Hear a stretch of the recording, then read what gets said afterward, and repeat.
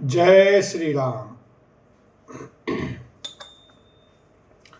राम लखन सीता सहित सोहत परन निकेत, जिमि बासव बस अमरपुर, सती जयंत समेत लखन सिया राम। जय जय राम। लक्ष्मण जी और सीता जी सहित श्री रामचंद्र जी पर्णकुटी में ऐसे सुशोभित हैं जैसे अमरावती में इंद्र अपनी पत्नी सची और पुत्र जयंत सहित बसता है।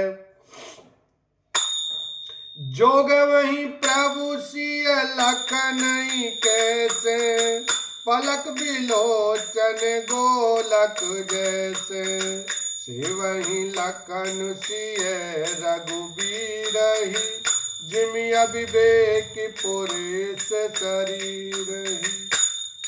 प्रभु श्री रामचंद्र जी सीता जी और लक्ष्मण जी की कैसी संभाल रखते हैं, जैसे पल के नेत्रों के गोलकों की। इधर लक्ष्मण जी श्री सीता जी और श्री रामचंद्र जी की अथवा लक्ष्मण जी और सीता जी श्री रामचंद्र जी की ऐसी सेवा करते हैं जैसे अज्ञानी मनुष्य शरीर की करते हैं।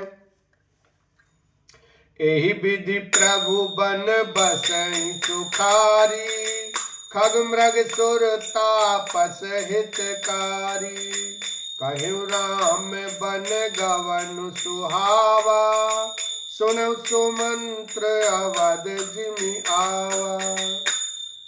पक्षी पशु देवता और तपस्वियों के हितकारी प्रभु इस प्रकार सुखपूर्वक वन में निवास कर रहे हैं। तुलसीदास जी कहते हैं, मैंने श्री रामचंद्र जी का सुंदर वन गमन कहा। अब जिस तरह सुमंत्र अयोध्या में आए वह कथा सुनो। फिर निषादु प्रभु ही पहुँचाई, सचिव सहित रथ देख सियाई, मंत्री विकल बिलोक निषादु, कहीं न जाई जस भयउ विषादु।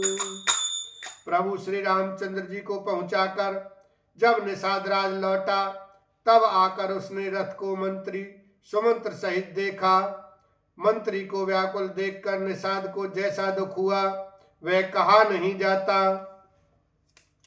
राम राम सिय लखन पुकारी, पर उधरनि तल व्याकुल भारी, देख दखिन दिशि है ही नाही, जन बिनु पंख बिहग अकुलाही।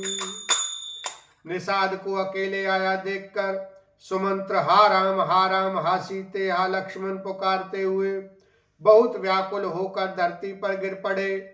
रथ के घोड़े दक्षिण दिशा की ओर जिधर श्री रामचंद्र जी गए थे देख देख कर हिनहिनाते हैं, मानो बिना पंख के पक्षी व्याकुल हो रहे हों। नहीं तृण चरई न पियई जलो, मोचई लोचन बारी, व्याकुल भय निषाद सबो, रघुवर बाज निहार, लखन सिया राम। जय जय राम। वे न तो घास चरते हैं न पानी पीते हैं, केवल आंखों से जल बहा रहे हैं। श्री रामचंद्र जी के घोड़ों को इस दशा में देखकर सब निषाद व्याकुल हो गए। धरि धीरज तब कह निषादु, अब सुमंत्र परिहरउ विषादु, तुम पंडित परमार्थ ज्ञाता, धरौ धीर लखि विमुख विधाता। तब धीरज धरकर निषाद राज कहने लगा, हे सुमंत्र जी, अब विषाद को छोड़िए। आप पंडित और परमार्थ के जानने वाले हैं। विधाता को प्रतिकूल जानकर धैर्य धारण कीजिए। विविध कथा कही कही मधुबानी, रथ बैठारे उबर बसयानी, शोक शिथिल रथु सकई नहा की, रघुवर बिरह पीर और बाकी। कोमल वाणी से भांति भांति की कथाएं कहकर निषाद ने जबरदस्ती लाकर सुमंत्र को रथ पर बैठाया।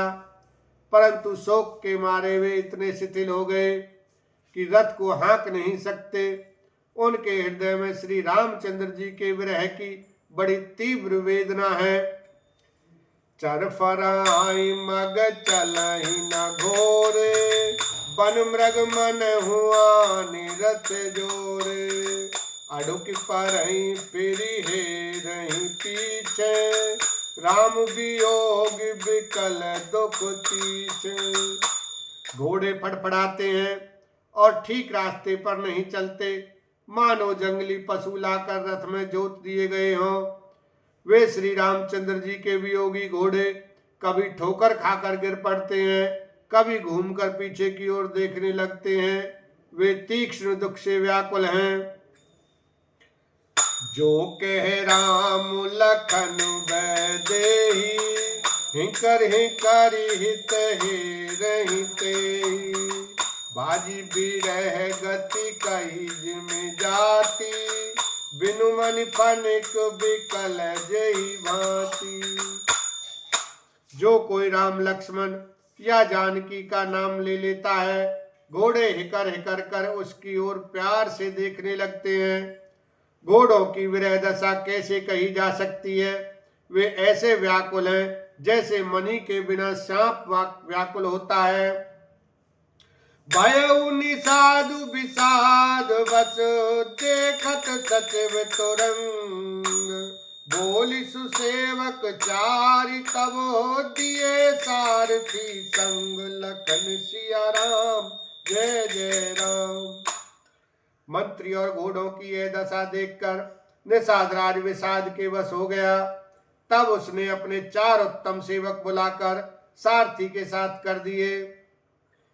गुह सारथी फिरे पहुँचाई, बिरऊ विषाद बरनी नहीं जाई। चले अवध ले रथ ही निषादा, होई चनई चन मगन विषादा। निषाद राज गुह सारथी सुमंत्र जी को पहुंचाकर विदा करके लौटा। उसके विरह और दुख का वर्णन नहीं किया जा सकता। वे चारों निषाद रथ लेकर अवध को चले। सुमंत्र और घोड़ों को देख देख कर वे भी क्षण क्षण भर विषाद में डूब जाते थे।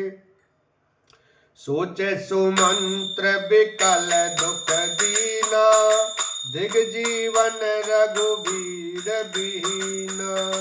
रही न अंतहु अधम शरीरु, जसु न लयउ विचरत रघुवीरु। व्याकुल और दुख से दीन हुए सुमंत्र जी सोचते हैं कि श्री रघुवीर के बिना जीने को धिक्कार है। आखिर यह अधम शरीर रहेगा तो है ही नहीं। अभी श्री रामचंद्र जी के बिछड़ते ही छूटकर इसने यश क्यों नहीं ले लिया। बोलो सियावर रामचंद्र की जय। उमापति महादेव की जय।